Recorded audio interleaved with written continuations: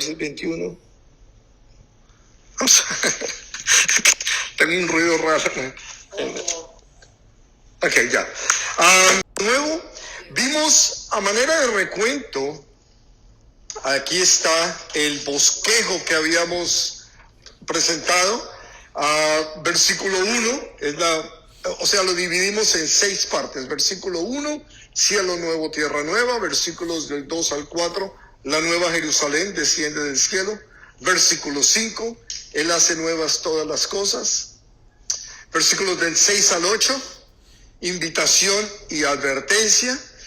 Y aquí voy a detenerme un segundo para poder retomar, porque es versículos 9 en adelante, que es nuestra segunda parte. ¿Cuál fue la invitación que vimos? La invitación que vimos en el versículo 6 fue: al que tuviere sed, yo les daré gratuitamente de la fuente de agua de la vida. Y al que venciera. Entonces, esta invitación a reconocer que tenemos sed de Él, la necesidad que tenemos de Dios, reconocer esa necesidad.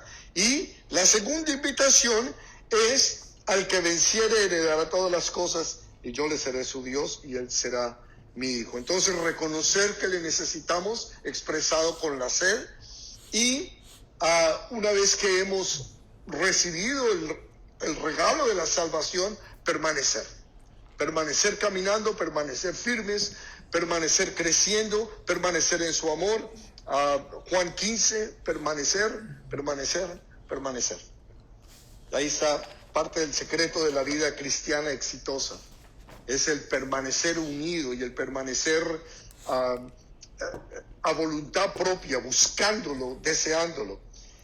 Ahora retomamos entonces nuestro quinto.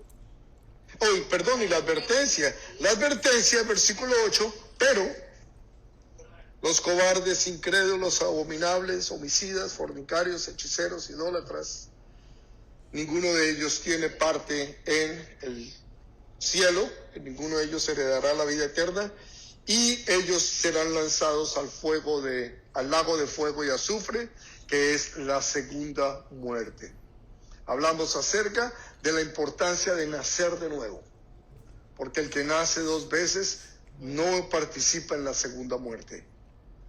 Participa en la primera muerte o en el arrebatamiento, lo que venga primero. Pero el que nace una vez muere 2 veces, la muerte física y la muerte eterna, que es la que nos está mostrando acá. Entonces, versículos del 9 al 21, esta es una sección más bien larga, esta quinta, la quinta y la penúltima, y a raíz de esto fue que decidimos extenderlo y hacerlo en parte 1 y parte 2 para poder cubrir esta parte que es tan importante. Le titulé La Nueva Jerusalén en detalle. Aquí vamos a conocer un poquito más qué es la Nueva Jerusalén, cómo es la Nueva Jerusalén, de qué se trata esta Nueva Jerusalén que posiblemente todos hemos escuchado una u otra vez, y entonces vamos a ponerles pies y cabeza. Versículo 9 al 11, a la primera parte del versículo 11, dice: vino entonces a mí uno de los 7 ángeles que tenían las 7 copas llenas de las 7 plagas postreras, y habló conmigo diciendo: ven acá, yo te mostraré la desposada, la esposa del Cordero. Y me llevó en el espíritu a un monte grande y alto, y me mostró la gran ciudad santa de Jerusalén, que descendía del cielo de Dios, teniendo la gloria de Dios. Vamos a detenernos, la primera parte del versículo 11. Entonces, viene Juan en la visión que tiene y ve a uno de los mismos ángeles que habían derramado las copas, los tazones de la ira de Dios, y este ángel lo invita, lo llama, le dice: ven, te voy a mostrar algo, te voy a mostrar a la esposa, la desposada, o sea, la que está casada, la esposa de el Cordero. Y me mostró la gran ciudad de Jerusalén. Y acá vienen preguntas. ¿Cuál sería la pregunta lógica? ¿Es la nueva Jerusalén la esposa del Cordero? ¿Acaso no es la iglesia?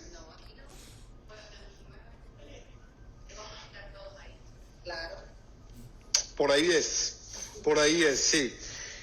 La pregunta sería, ¿es esta nueva Jerusalén es literal o es figurada? ¿Es un símbolo que está utilizando para llevar una enseñanza o es literal que existe, que está ahí? Ok, es obvio porque basado en lo que conocemos y que ya hemos estudiado, nosotros, la iglesia, junto con los santos del Antiguo Testamento y los santos de la tribulación, vamos a estar físicamente, que no va a ser este cuerpo necesariamente, pero va a ser yo, cada uno de nosotros, nuestro yo, en un cuerpo glorificado. Y es un cuerpo físico. ¿Cómo sabemos que es un cuerpo físico? Vamos a tener un cuerpo como el cuerpo de Jesús, que le dijo a Tomás, Tomás, mete la mano en la llaga. Y uno no puede meter la mano en un espíritu. Y les dijo, denme de comer. Esa es una de las partes que más me gusta del cielo. Vamos a poder comer todo lo que queramos. Dijo, dame de comer. Y en todas las apariciones de Jesús aparece comiendo. Después de la resurrección aparece comiendo. Entonces es un cuerpo literal, físico, el que vamos a tener nosotros. Nada más que, a pesar de que no es es glorificado. ¿Okay? Sí, es la versión última. Entonces es física y los habitantes seremos físicos, literalmente, y se le llama la esposa del Cordero porque ahí va a estar la iglesia, ahí vamos a estar nosotros.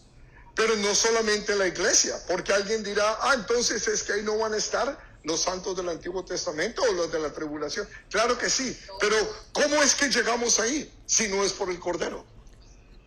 Aún los del Antiguo Testamento, Abraham, que nunca escuchó de Jesús, nunca escuchó el nombre de Jesús, pero él confió en Dios.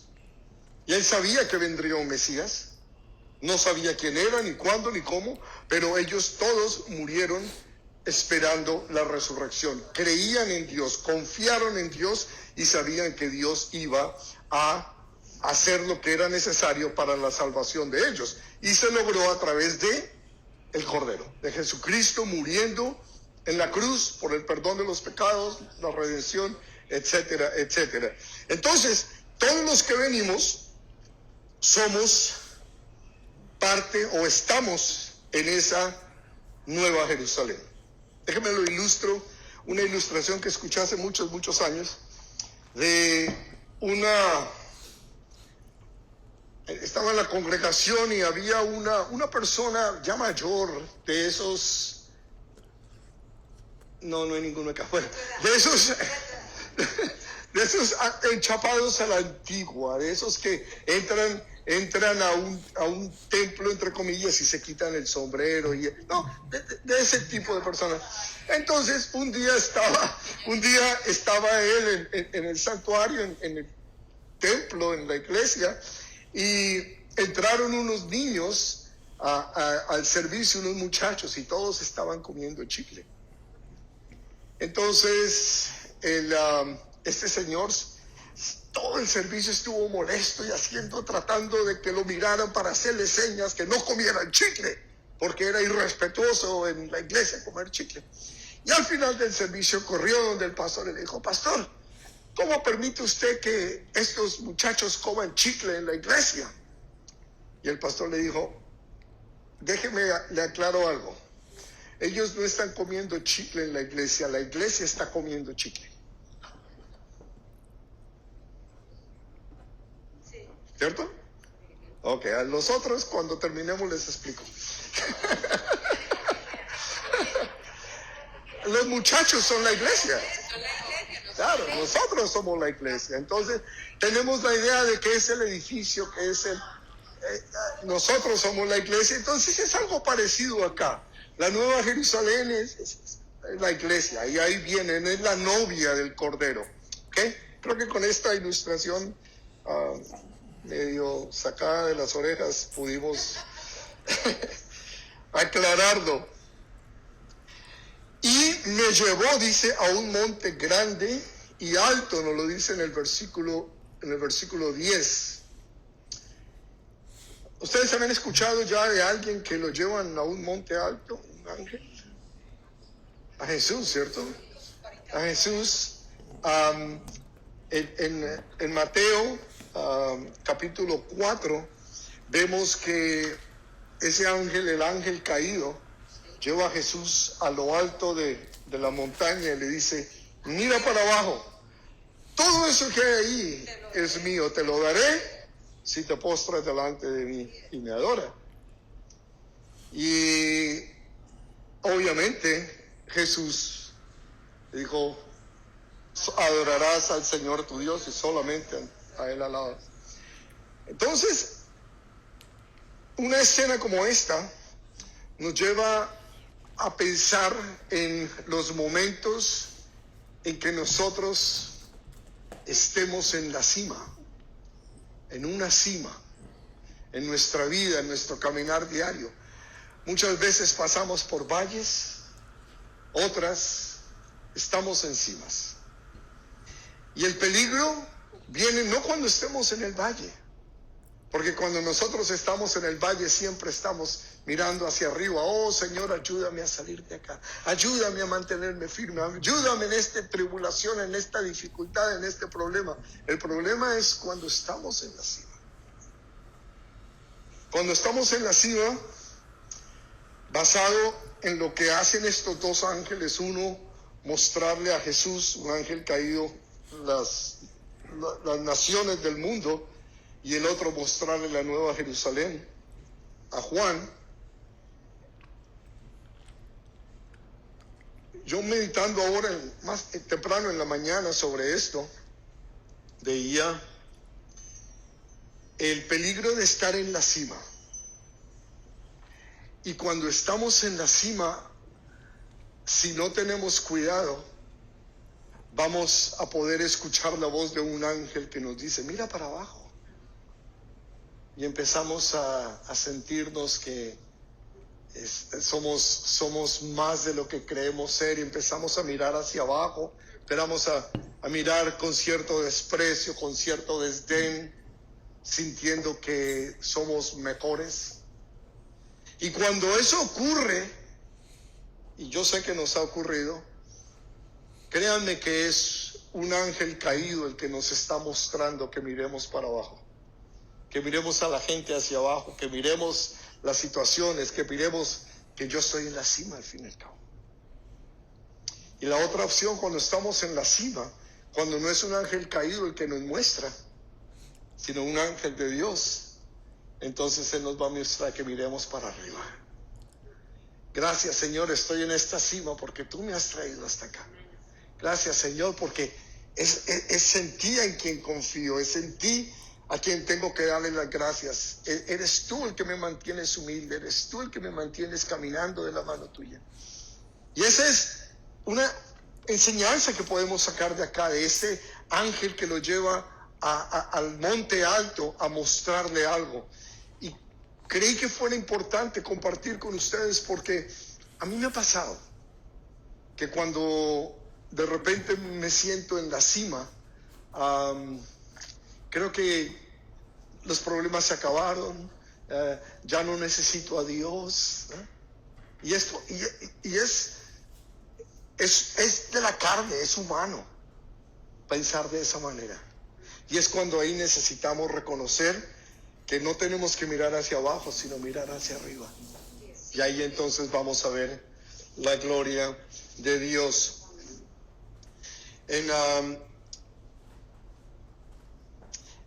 el versículo 11, en la segunda parte, nos dice: y su fulgor era semejante al de una piedra preciosísima, como piedra de jaspe, diáfana como el cristal. Nos está hablando una vez más de la nueva Jerusalén, de la que viene descendiendo del cielo, y la está describiendo. Y tengo que hacer...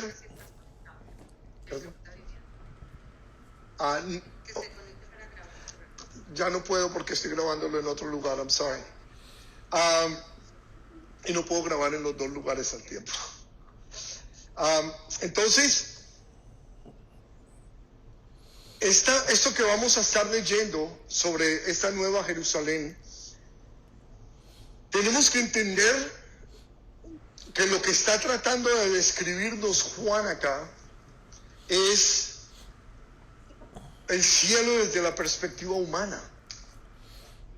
¿Se acuerdan? Pablo dice que esta persona que él conoce, que estuvo en el cielo, refiriéndose a él mismo, que él lo que vio era indescriptible, que él no se atrevía tan siquiera a mencionarlo con palabras humanas, porque no, o sea, él robarle el mérito a eso tan maravilloso. Juan está escribiendo acerca de ese cielo. Entonces, ¿qué lenguaje utiliza él? Utiliza el lenguaje humano para poder entenderlo nosotros, porque hay lenguaje de ángeles. Pablo nos dice que si hablamos lenguas de ángeles, pero no amamos, ¿verdad? Entonces, él utiliza el lenguaje humano para hablarnos a los humanos, pero ese lenguaje es corto. Ese lenguaje no es suficiente, no hay suficientes palabras para expresar esa gloria, eso tan maravilloso que nos está esperando. Entonces, mucho de lo que vamos a leer acá, vuelvo y digo, no es simbólico. No es simbólico, es algo real, es físico desde una perspectiva que es difícil para nosotros comprenderlo. ¿Okay? Por eso, él va a utilizar una cantidad de piedras preciosas y de lo que para nosotros es precioso y de valor. Entonces, él se lo va a poner a esa nueva Jerusalén. ¿Okay? Entonces, para que entendamos, correcto. Entonces, primero nos dice que era semejante. No está diciendo que era una piedra preciosísima. Está comparando. Y vamos a ver mucha comparación. ¿Okay? Entonces, para que no lo tomemos literalmente que es una piedra. No. Es semejante. ¿Y cómo? ¿Se dieron cuenta? Y su fulgor era semejante al de una piedra preciosísima. ¿Cómo? Comparación, piedra de jaspe y diáfana como el cristal. Entonces, ¿qué es diáfano? Diáfano significa translúcido, transparente, como un vidrio, es diáfano, que se puede ver al otro lado. Pero el problema que yo personalmente tengo con este texto es que es jaspe. Veámoslo otra vez. Entonces dice, y me llevó un espíritu grande y me mostró una gran ciudad santa de Jerusalén que descendía del cielo de Dios, teniendo la gloria de Dios, y su fulgor era semejante al de una piedra preciosísima, como piedra de jaspe, diáfana como el cristal. Entonces, el problema que hay acá es con la palabra jaspe, o la piedra jaspe. Hay algunas... Pero ahora voy a ir allá. Déjenme, les explico cuál es la palabra que se utiliza. Es iaspis. Esa es la palabra en el griego que se traduce jaspe correctamente. ¿Okay? Y tenemos que ver qué es el jaspe. ¿Quién de ustedes conoce la piedra de jaspe? Bueno, mire, esa es. Hay de todos los colores. Hay de todos los colores. El color que más predomina en el jaspe es el rojo. El color más predominante, pero viene de todos los colores. Hay unos que le llaman cebra, obvio porque es negro y blanco. Hay otros que le llaman dálmata, porque son blancas con puntos negros. Y como eso hay, enumeré yo más de 30 diferentes colores. Y les llaman piedras preciosas. ¿Ok? Ese es el otro problema, el cual ese es el problema principal. Entonces, hay unas Biblias que traducen, en vez de jaspe, traducen diamante. ¿Ok? Pero el problema que hay con el diamante es que no es, por ejemplo, venga, les voy a dar unos textos donde es traducido diamante. Ezequiel 28:13. Ojo, pero en la versión Septuaginta. ¿Cuál es la versión Septuaginta? A lo mejor ustedes no saben, ya viendo por la cara que están haciendo. La versión Septuaginta es la versión del Antiguo Testamento que fue escrito originalmente en, ¿qué idioma? En hebreo, traducido al griego. Ese se tradujo entre el siglo 2 y 3 antes de Cristo. O 3 y 2 más bien, antes de Cristo. ¿Ok? Estamos hablando de más de 100 años antes de Cristo. Ya el Antiguo Testamento había sido traducido del hebreo al griego. ¿Por qué el griego? Porque era el idioma universal. Algo como el inglés hoy, era el idioma universal, era el idioma que se hablaba en todo el mundo conocido.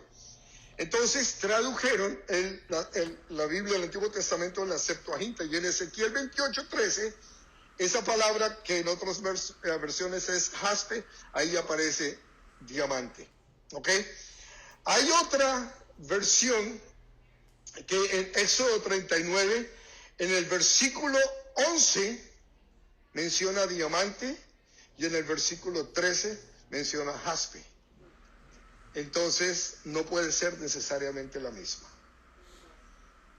Porque si en un mismo libro, Éxodo, el mismo capítulo 39, el versículo 11 menciona al diamante, y un versículo más tarde, en el 13, menciona al jaspe, es porque evidentemente son dos criaturas diferentes, son dos piedras diferentes. Entonces, ¿cómo podríamos reconciliar esto?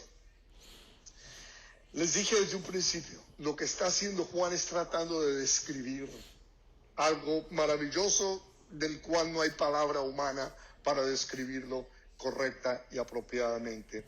Entonces, ese es uno de los pequeños problemas que tenemos acá en este texto.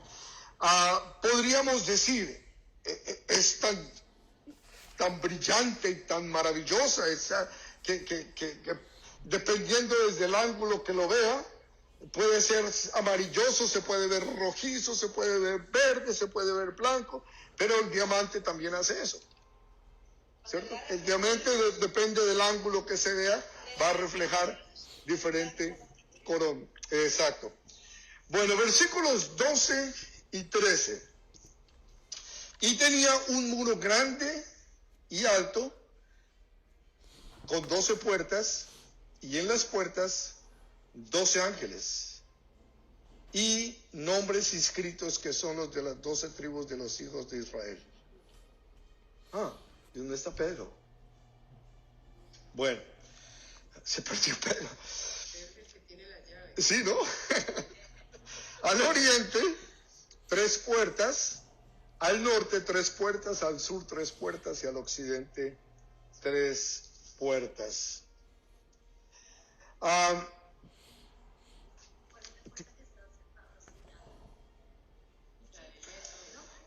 No, en Jerusalén hoy hay una puerta sellada, la este, la puerta oriental, pero esa es en esta Jerusalén de hoy. ¿Okay? Entonces, este muro grande, alto, tiene 12 puertas, y en las puertas hay 12 ángeles, o sea, un ángel en cada puerta. Ellos son los ujieres del cielo, son los que nos dan la bienvenida de entrar, y nombres inscritos, que son ¿qué? Los de las 12 tribus de Israel. Interesante. Dios no se ha olvidado de Israel. Dios no se ha olvidado de sus promesas.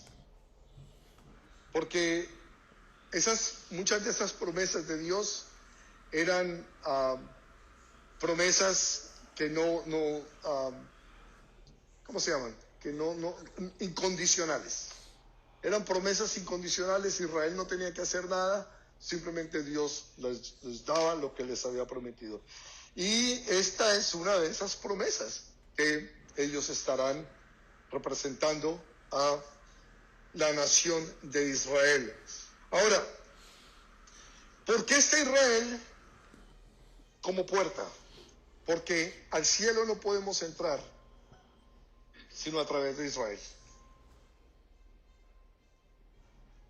Es imposible entrar si no entramos a través de Israel, porque a Israel se le dio la escritura, el Antiguo Testamento y el Nuevo Testamento, con un par de excepciones nada más, todos son de Israel, son judíos, y nos dice Jesús en Juan 4:22, cuando le está hablando a la samaritana, dice, la salvación viene de los judíos. Entonces, sin el pueblo de Israel, sin la nación hebrea, no habría expiación, no habría salvación, no habría unción, no habría nada de todo esto que nosotros conocemos, que lo recibimos de Dios por medio de su palabra. Entonces, me parece obvio y lógico que la entrada sea a través de Israel. Israel son las puertas que el Señor ha preparado para que nosotros entremos. Y nos habla de los 4 puntos cardinales. Habla del oriente, del norte, del sur y del occidente. 3 puertas a cada lado, y eso nos recuerda obviamente de Números 2. En Números 2, en donde el pueblo de Israel está acampando en el desierto. Yo una vez acá les mostré una ilustración del número de las, y que de la manera en que están establecidas parece como si fuera una cruz, de acuerdo al número de los habitantes de cada una de las tribus de Israel. ¿Qué más podemos ver? Romanos 11. Aquí en Romanos 11, no tengo la cita, pero la quiero leer, versículos del 11 al 27. Romanos 11, del 11 al 27. Aquí el Señor nos está hablando claramente respecto a lo que es la nación de Israel, el pueblo judío, y cuál debe ser la actitud nuestra como iglesia, como gentiles, creyentes gentiles respecto a Israel. Todo el capítulo 11 en realidad nos habla de lo que es Israel, desde el 9, 10, 11 y 12 inclusive, nos habla acerca de Israel. Versículo 11 del capítulo 11 dice, digo pues, ¿han tropezado los de Israel para que cayesen? En ninguna manera. Pero por su transgresión vino la salvación a los gentiles para provocarles a celos. Entonces, la transgresión de Israel, porque ¿cuál fue la transgresión de Israel? La transgresión de Israel fue que el Señor los escogió a ellos, no por méritos, sino por gracia, como nos ha escogido a nosotros. No por méritos, sino por gracia, con un fin y un propósito de que ellos fueran luz a las naciones, de acuerdo a lo que el Señor le dijo a Isaías. Que Israel sea luz a las naciones. Pero no lo hicieron. No lo hicieron y hasta el día de hoy todavía siguen sin hacerlo. Entonces, Dios no fue que cambió de parecer. Dios no cambió de plan, dijo, ok, este era el plan A, entonces ya como no funcionó, vamos con el plan B. No, siempre nosotros, los gentiles, estuvimos en el plan de Dios. El plan de Dios era, escojo a este hombre, Abraham, de él hago una nación grande, para que ellos sean luz, para que iluminen al resto del mundo. Los escogió como misioneros al mundo, para que ellos llevaran el mensaje, para que ellos llevaran la buena nueva de salvación. Pero no lo hicieron. Y al contrario, ellos se sintieron que eran privilegiados, que habían sido escogidos porque eran tan buenos. Todavía se lo creen. Todavía lo creen. Ellos creen que los gentiles, es más, ellos dicen esto, Ellos dicen, los gentiles solamente tienen un plan y un propósito: ser combustible en el infierno. Esa es lo que los ortodoxos, los más aferrados a su, dicen, los gentiles sirven solamente para hacer fuego en el infierno. ¿Okay? Y obviamente nos llaman perros y nos llaman otras cosas distintas, pero la idea era eso, que nos amaran y nosotros recibir de parte de Dios a través de ellos la salvación. Y continúo leyendo, versículo 12, y su transgresión es la riqueza del mundo, y su defección la riqueza de los gentiles. ¿Cuánto más su plena restauración? Entonces, si la transgresión de ellos se convirtió en riqueza para nosotros, ¿cuánto más riqueza va a ser para nosotros cuando ellos sean completamente restaurados? Y continúa, porque a vosotros, versículo 13, hablo, gentiles, por cuanto yo soy apóstol a los gentiles, honro mi ministerio, por si en alguna manera pueda provocar a celos a los de mi sangre y hacer salvos a algunos de ellos. Porque si su exclusión es la reconciliación del mundo, ¿qué será su admisión sino vida de entre los muertos? Si las primicias son santas, también lo es la masa restante. Y si la raíz es santa, también lo son las ramas. Pues si algunas de las ramas fueron desgajadas, y tú, siendo olivo silvestre, has sido injertado en lugar de ellas, y has sido hecho participante de la raíz y de la rica savia del olivo, no te jactes contra las ramas. Y si te jactas, sabe que no sustentas tú la raíz, sino la raíz a ti. Y voy a continuar leyendo, porque es muy importante. Pues las ramas dirás, fueron desgajadas para que yo fuese injertado. Bien, por su incredulidad fueron desgajadas, pero tú por la fe estás en pie. No te ensoberbezcas, sino teme. Porque si Dios no perdonó a las ramas naturales, a ti tampoco te perdonará. Mira pues y le está escribiendo ¿a quién? A creyentes, a cristianos. Mira pues la bondad y la severidad de Dios. La severidad ciertamente para con los que creyeron, pero la bondad para contigo, gentil, si permaneces en esa bondad, pues de otra manera tú también serás cortado. Y aún ellos, si no permanecieren en incredulidad, serán injertados, pues poderoso es Dios para volverlos a injertar. O sea que el judío que crea es injertado una vez más, pero esta vez no en Israel, sino en la iglesia.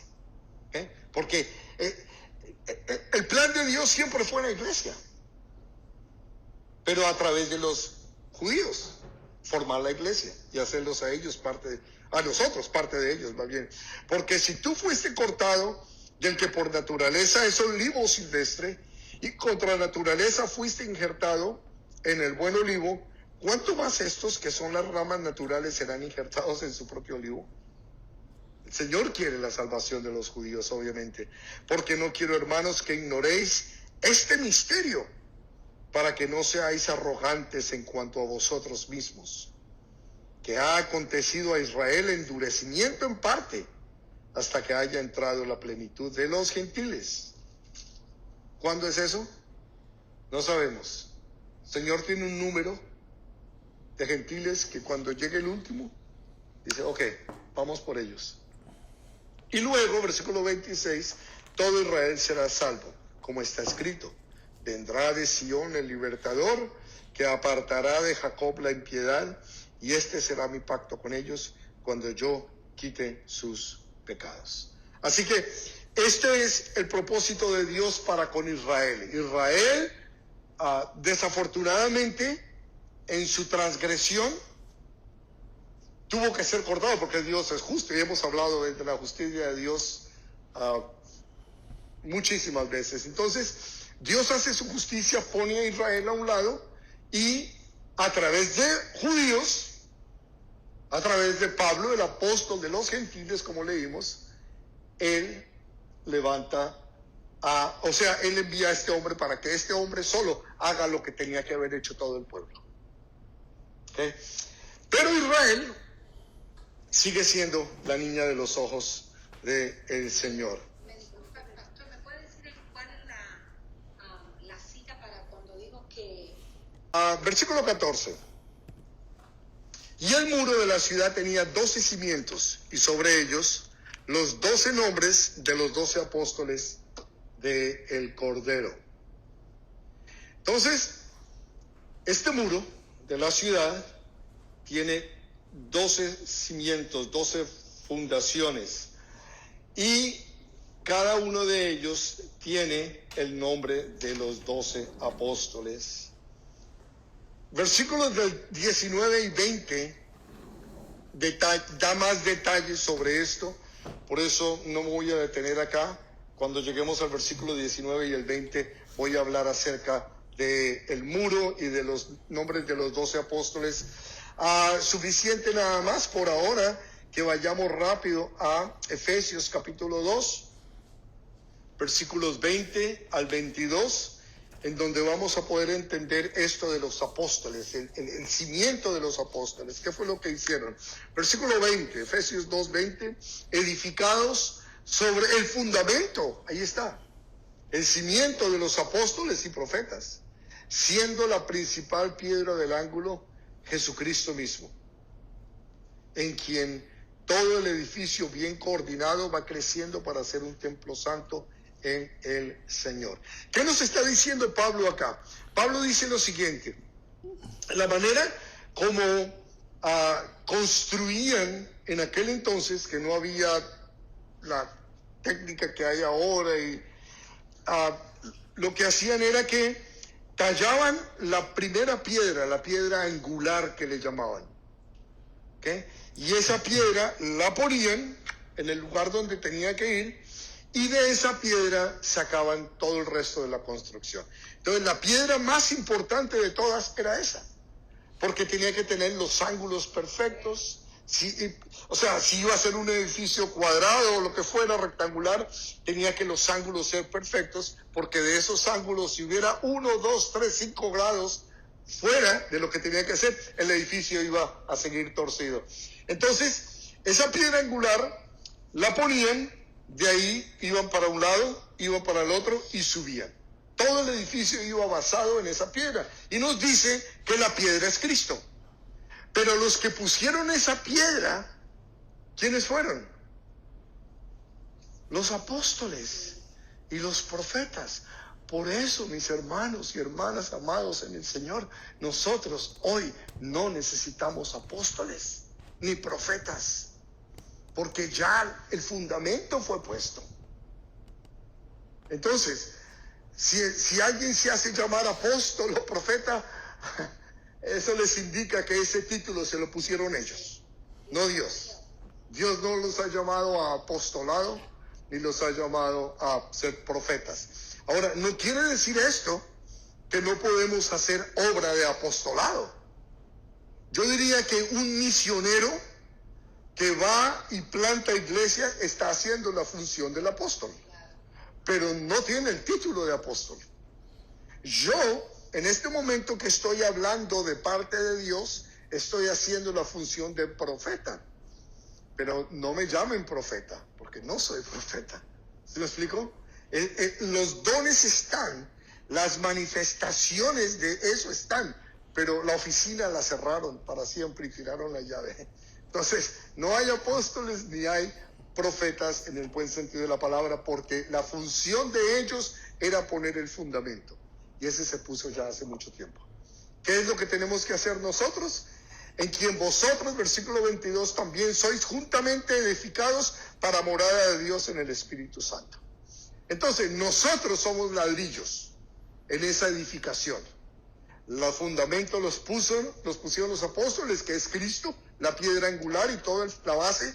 Y nosotros vamos construyendo. Uno a uno, somos un marquito de una ventana, somos la llave de una puerta, una bisagra. Cada uno de nosotros somos una parte de ese edificio que está construyendo el Señor. Versículos 15 y 16.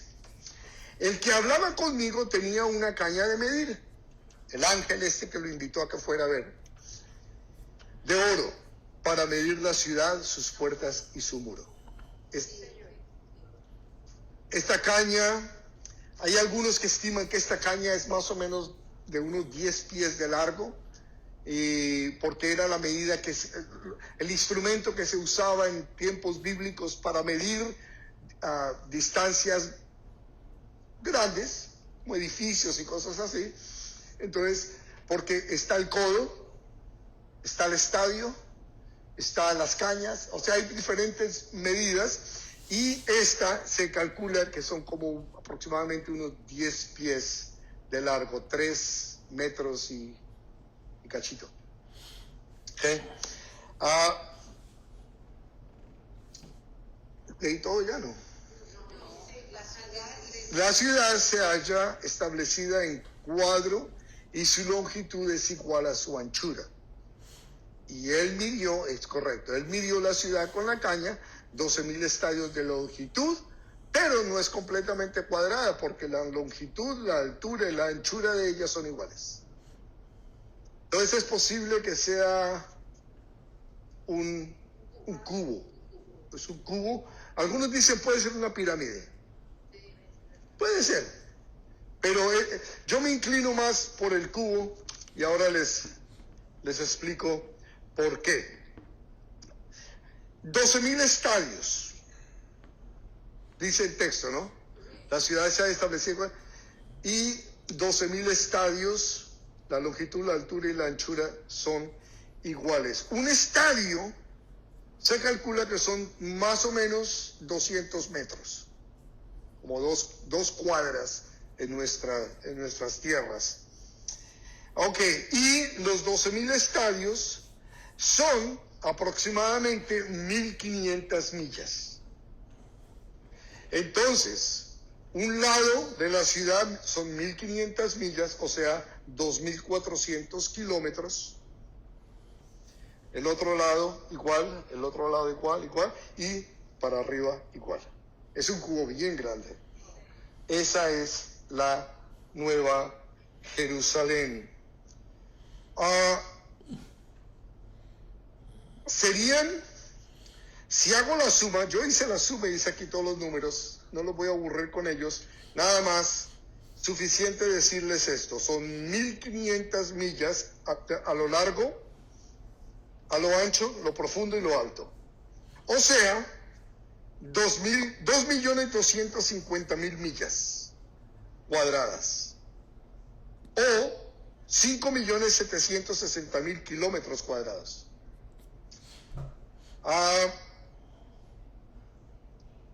Yo creo que es un cubo, porque leí dos autores que decían que puede ser una pirámide, porque no especifica, simplemente dice lo alto es también los 12,000 estadios. Pero yo creo que es un cubo. ¿Por qué?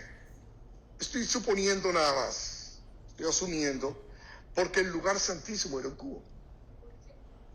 El lugar santísimo era un cubo. Y entonces de alguna manera es una expresión de ese lugar santísimo, ese lugar que era en donde Dios se manifestaba a su pueblo, era un cubo. De igual manera, creo, asumo y me gustaría que fuera un cubo. ¿Ok? ¿Qué más les puedo mencionar de esto? Va a estar así, míralo. Ok, si ven arriba a la izquierda, van a ver el norte de África, Europa y Asia, parte occidente de Asia, el primer cuadro que ven ahí, allá arriba en la esquina, ese es el tamaño de la ciudad. Ahora, si miran el de arriba a la derecha es Israel, y abajo es lo que es el Medio Oriente. La semana pasada les mencionaba que la Nueva Jerusalén cubre parte de Arabia Saudita, Israel, Jordania, parte de Turquía, parte de Egipto. Esa es más o menos, de acuerdo a las medidas, los 2.400 kilómetros o 1.500 millas, que sería el tamaño de la Nueva Jerusalén. ¡Wow! ¡Ojo! Y eso es solamente una ciudad. Porque es una ciudad que está en la tierra nueva y en el cielo nuevo. Va a haber, toda la tierra va a estar nueva. Pero esta ciudad ocupa ese espacio. Les voy a dar otra idea. Miren a Israel con respecto al estado de la Florida. ¿Va a tomar foto?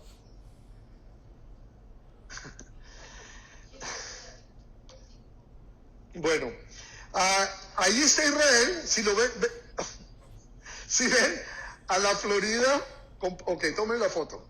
¿Me sonrío? ¿Tengo el pelo bien?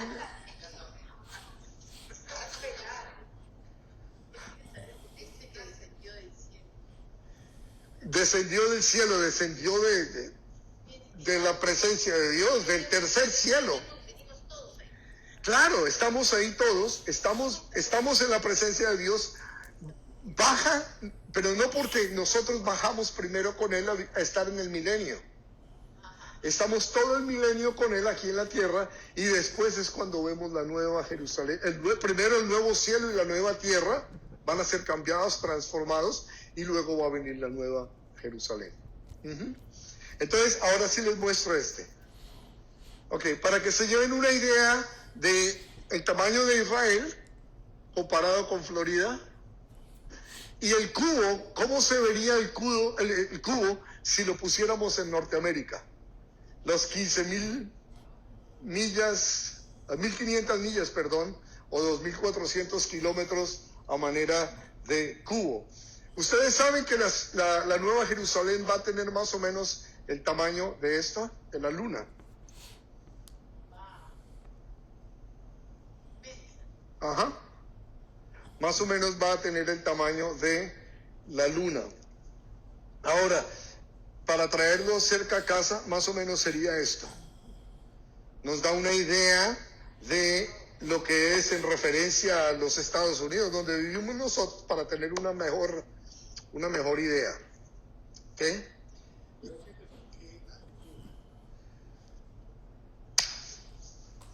El Señor quiere, es posible, ahorita creo poder darte la respuesta, pero no quiero ser dogmático, es simplemente una idea. Vamos a ver. Y aquí está otra perspectiva de lo que es la Nueva Jerusalén, puesta en donde debe ir, sobre el Medio Oriente, y cómo se vería. Si se dan cuenta, donde dice Airspace Boundary, 62 millas, ahí es donde vuelan los aviones más altos. Y mire aún qué tanto más alto está con respecto a lo que conocemos nosotros como nuestra atmósfera. Y dirán alguien, pero ¿y arriba no vamos a poder respirar? No, porque vamos a estar con cuerpos glorificados. Entonces, ese no va a haber un problema. Tenemos que ubicarnos en esa época. Ahora le voy a decir, en esa época... Bueno, si hacemos los números y ya lo hacemos al cubo, tiene 3.375 millones de millas cuadradas, de millas cúbicas. O sea, 13.824 millones de kilómetros cúbicos. Y un señor que se llama Henry Morris, que es un apologista y un ingeniero, el que comenzó un ministerio que se llama el Instituto for Creation Research en la ciudad de Pasadena, California. Él dice lo siguiente: en el mundo, hasta ahora el siglo XXI, ha habido aproximadamente 100.000 millones de personas, o sea, lo que llamarían en inglés 100 billones. ¿Okay? 100,000 millones de personas. De todo, desde la creación hasta el día de hoy. ¿Okay? Más o menos 100. Hoy hay 8,000 millones de personas vivas. Entonces 100,000 no creo que esté loco, ¿cierto? Dice, si 20% de la población mundial se ha salvado durante todas las generaciones, 20%, entonces serían 20,000 millones. Si así fuese, cada persona ocuparía 75 acres, o sea, 30.35 hectáreas por persona. ¿Ya? Ahora, miremos el versículo 17, lo del muro. Y midió su muro 144 codos de medida de hombre, la cual es de ángel. 144 codos es equivalente a 216 pies, o sea, casi 66 metros. Es un muro alto para nosotros, pero para ese entonces va a ser una cosita de nada. Va a ser simplemente delimitando linderos. ¿Ok? O sea que no es ahí. Y lo de la medida de hombre simplemente nos dice que es... los codos del hombre son igual a los de los ángeles. Eso es lo que entiendo yo. No sé si el codo mío sea igual de... Bueno, al de Miguel o al de Gabriel. En el lado serio, versículo 18, el material de su muro era de jaspe, pero la ciudad era de oro puro, semejante al vidrio limpio. Volvemos otra vez con el jaspe. ¿Okay? Entonces, yo lo que creo es que es tan maravillosa, es tanto color, tanta luz, que es imposible centrarse en una sola cosa. O sea, es de esas cosas que uno quiere ver todo el tiempo, que quiere ver. Creo que por ahí es. Ahora, nótense que habla de la ciudad de oro puro, semejante al vidrio limpio. No sé si se está refiriendo a la translucencia del vidrio, o simplemente a lo limpio, a lo claro.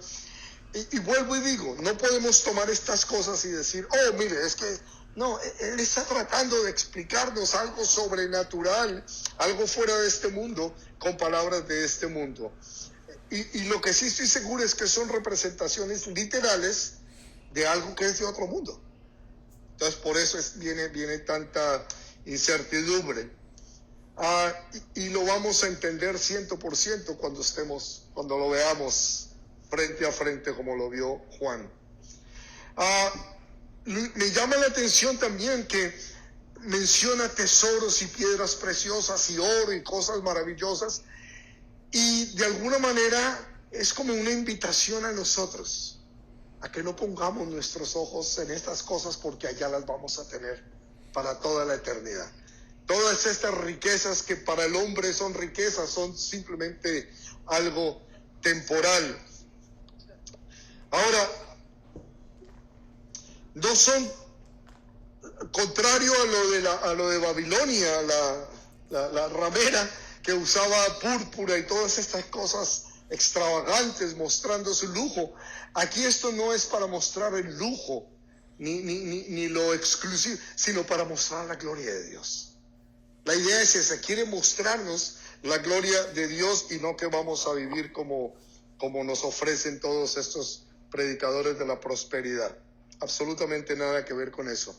Versículos 19 y 20. Aquí es donde vamos a hablar un poco más acerca de los apóstoles. Y los cimientos del muro de la ciudad estaban adornados con toda piedra preciosa.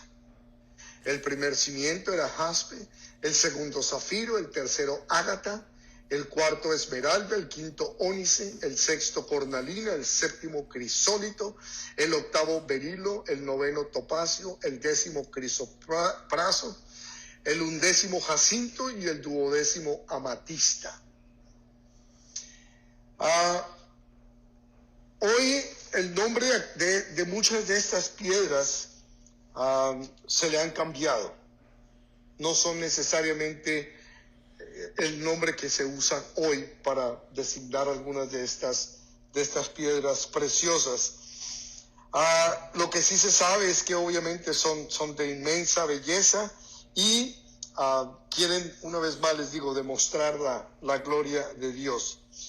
La referencia más parecida a esto es el pectoral que usaban los sacerdotes en el Antiguo Testamento, la pechera. Y podemos ir a Éxodo 28. No voy a ir allá, les voy a dar nada más la referencia para que vayan ustedes cuando tengan tiempo. Éxodo 28 del 15 al 21. Y si lo hice temprano, si ponemos lado a lado cada una de esas piedras, 8 de esas piedras son las mismas. Solamente hay 4 que cambian. Y me llamó la atención y hice una investigación y hay un comentarista que dice que posiblemente tiene que ver con el hecho de que los nombres han cambiado. Ya no se llaman crisólito y ahora se llama... No me metí más allá porque no le vi la necesaria importancia para estar ahí. Bueno, ahora, me preguntaba David que por qué tan alta. Es posible, si nos damos cuenta, mira lo que dice acá, las 12 puertas eran... yo me devolví. Ok. Yo no sé por qué me fui tan adelante.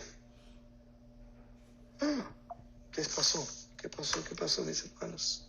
Los cimientos del muro de la ciudad estaban adornados con toda piedra preciosa. Entonces son 12 cimientos.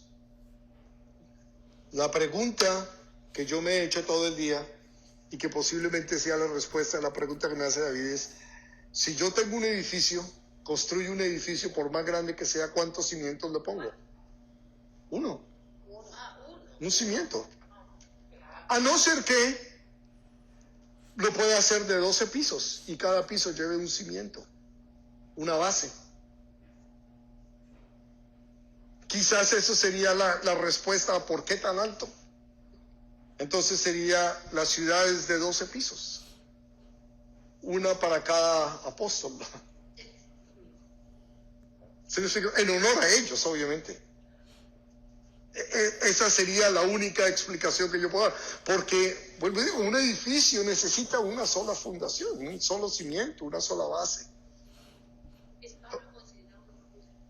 ¿Perdón? Buena pregunta, no sé, es posible que la iglesia primitiva cometió el error de escoger a, ¿cómo se llamaba? El que reemplazó a Judas.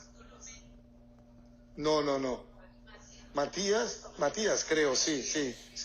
Es posible que Pedro como todo lo de Pedro, se adelantó y quiso rápido resolver el asunto, el problema, y quizás se hubiera esperado, se hubiera dado cuenta que Pablo era el candidato.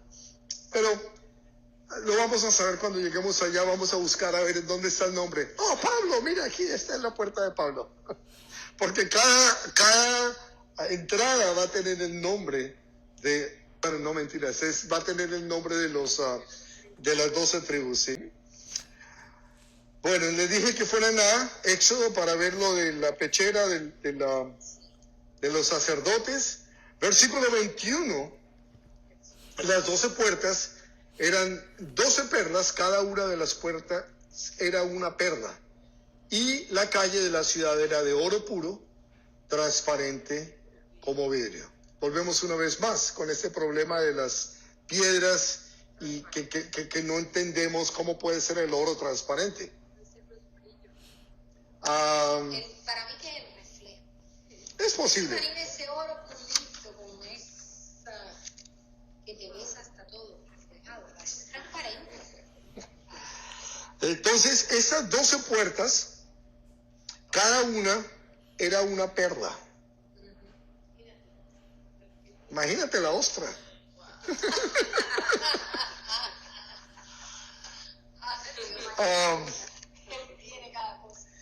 Entonces, está otra vez, volvemos a lo mismo, estamos viendo cosas que son sobrenaturales, cosas maravillosas que no son de a diario aquí en la tierra, y estamos imaginándolo. Las puertas estas eran puertas que iban los 1500 millas hacia arriba, cada puerta. Como por ejemplo un gabinete de cocina. Abrimos una puerta y nos encontramos con 3, 4 repisas. En ese sería 12, ¿no? Si es que son 12 cimientos. Entonces abrimos una puerta y ahí nos encontramos con los 12 pisos, los 12 niveles. Entonces sería una puerta de 15,000 millas, 2,400 kilómetros. Sería de grande la perla. Ahora, hablando de perlas, no puedo dejar de mencionar la perla de gran precio. Mateo 13, versículos del 45 al 45 y 46, el Señor, dando esta parábola, cuenta acerca de el reino de los cielos, que es como un hombre que encontró una perla de gran precio y vendió todo lo que tenía para comprarla. Y nosotros somos esa perla de gran precio que Jesús vio y nos amó con todo su corazón, nos amó con todo lo que tiene y lo dio todo. Dio su vida, se sacrificó para poder tenernos a nosotros. Y nosotros somos esa perla. Y yo estoy casi que convencido de que cuando nosotros entremos a nuestra habitación eterna, a la ciudad eterna, a la ciudad maravillosa, en la nueva Jerusalén, vamos a tener que entrar por una de esas puertas en donde aparece una perla y vamos a acordarnos, Señor, yo fui esa perla. ¿Cómo se producen las perlas? Una perla, cuando hay algo que esté, un mugre, algo que esté estorbando. Normalmente los que trabajan, los que cultivan perlas, abren la ostra y le meten un grano de sal o de arena, algo para que cause irritación. Y entonces el animal comienza a cubrir ese irritante con un nácar líquido que después se va a endurecer y eventualmente va a convertirse en la perla. Yo soy esa piedrita en el zapato del Señor. Yo soy ese mugre, yo soy ese irritante que causó que el Señor me compró. Uno de nosotros, por ser el irritante, el Señor nos cubre, pero esta vez no con nácar, sino con su sangre preciosa, y nos protege y nos hace suyos, y nos va transformando en algo hermoso, maravilloso y de mucho valor. Y yo les cuento esto para que cuando llegue ese día, que entremos por las puertas a nuestra morada eterna, se acuerden, Señor, yo fui el que causó que esa perla, el que causó que esa irritación, el que causó esa molestia, y por culpa mía, tú tuviste que ir a la cruz a morir. Tú tuviste que darlo todo para ganarme a mí. Y obviamente vamos a estar glorificándole y alabándole de día y de noche. Una perla pequeña es porque ha tenido un irritante pequeño. Y una perla grande es porque ha tenido un irritante grande. Y una perla de 1,500 millas es porque ha tenido un irritante extremadamente muy grande. Esos somos nosotros, mis hermanos.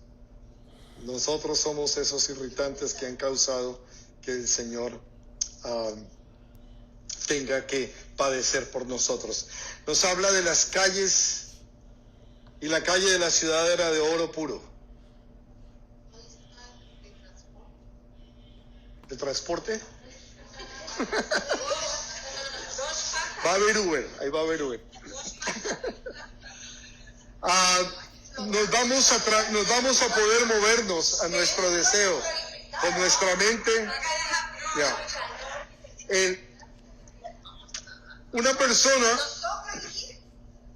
Una persona estaba muriéndose y se le apareció un ángel en la cama de muerto y le dice: quiero concederte tu último deseo antes de que te vayas a la eternidad. Y dice: ok, quiero llevarme todo mi oro.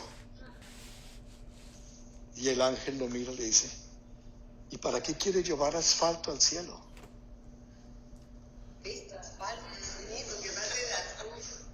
Para pavimentar calles. Lo que para nosotros es tan valioso acá, allá va a ser algo que de a diario. Entonces, pongamos los ojos en donde tienen que estar puestos. En el Señor, en las cosas de arriba. Mateo, ya les di el último punto. El sexto punto. La gloria de la nueva Jerusalén es el último punto, el final, versículo 22. Y no vi en ella templo, porque el Señor Dios Todopoderoso es el templo de ella y el Cordero. La ciudad no tiene necesidad de sol ni de luna que brillen en ella, porque la gloria de Dios la ilumina el Cordero y es su lumbrera. ¿Se acuerdan que habíamos hablado la semana pasada de que esta era la ciudad de Nos, que no necesita templo, no necesita yo me quedé en Romanos. No necesita nada, no necesita luz, no necesita sol, no necesita luna, no necesita templo, no necesita absolutamente nada, porque el Señor es todo y Él cubre absolutamente todas las necesidades de su pueblo. Una ciudad sin templo, especialmente en tiempos bíblicos, era inexistente. Esos no existían, porque aunque fuese una ciudad pagana, siempre había templo a algún dios, y no solamente había un templo en la ciudad, es como en los pueblos de nuestras tierras, en donde el templo, ¿dónde está localizado? En la plaza principal. En la plaza principal está el templo, y de ahí la ciudad crece.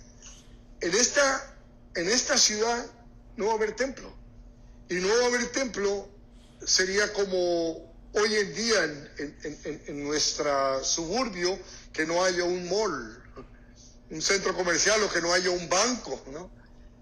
Son cosas obvias, pero en aquel entonces no va a haber un templo, porque el Señor va a ser nuestro templo. Y tenemos que entender que no es que no haya templo, no es que el templo haya sido removido, es que el templo fue expandido. Déjame les explico qué quiero decir con eso. El Dios es el templo. Entonces, lo primero que uno piensa: no va a haber templo. Pero en realidad no. El templo no es removido, sino expandido. El templo es todo. La presencia de Dios. Por ejemplo, en el Antiguo Testamento, el templo era mirando hacia adelante a Jesucristo, lo que iba a venir, era la profecía. En el Nuevo Testamento, el templo somos nosotros. Durante el milenio, el templo va a ser para memoria de lo que hizo Jesucristo. Y en la Nueva Jerusalén, el templo lo va a hacer todo. No va a haber lugares seculares en la Nueva Jerusalén. La palabra secular no se va a conocer, porque todo va a ser santo.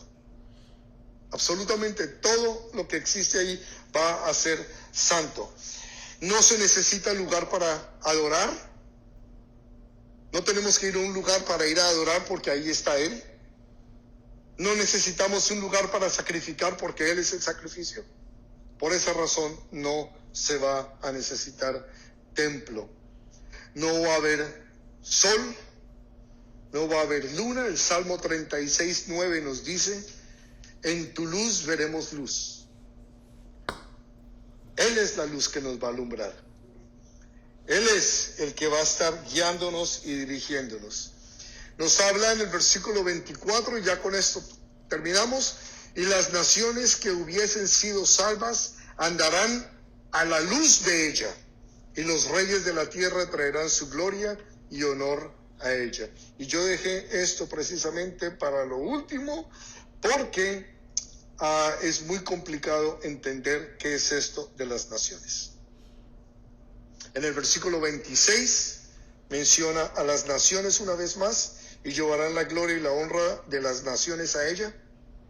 Y luego en el capítulo 22, versículo 2, dice, y para la sanidad de las naciones. Y no encontré ningún comentarista.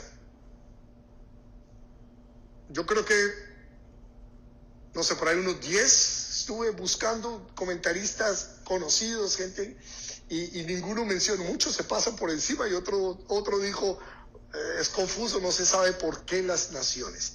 Hay alguien que dijo, que me llamó la atención, y yo comparto más bien esta idea.